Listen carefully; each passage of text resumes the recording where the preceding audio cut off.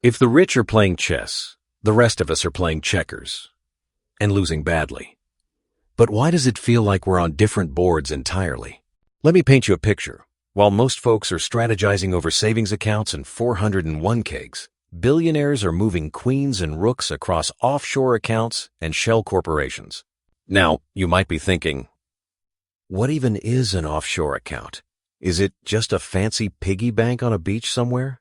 In reality, these are financial accounts set up in countries with low taxes and tight privacy laws. Think of them as invisibility cloaks for money.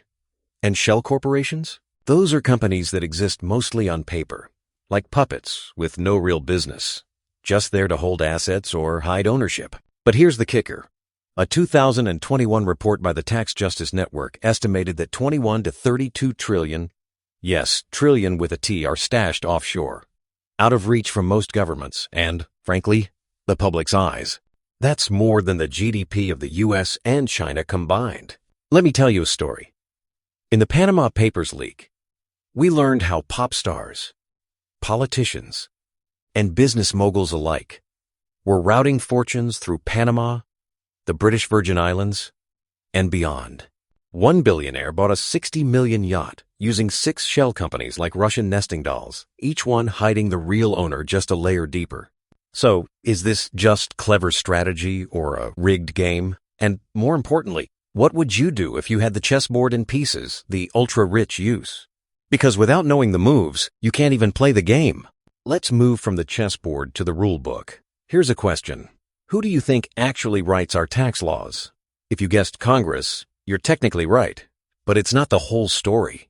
There's a hidden hand lobbyists and policy influencers shaping the rules so the rich can dance through loopholes like professional limbo champions. Now, a loophole isn't just a mistake in the system. It's more like a secret door in a mansion put there on purpose, but only a few have the key. Take carried interest, for example.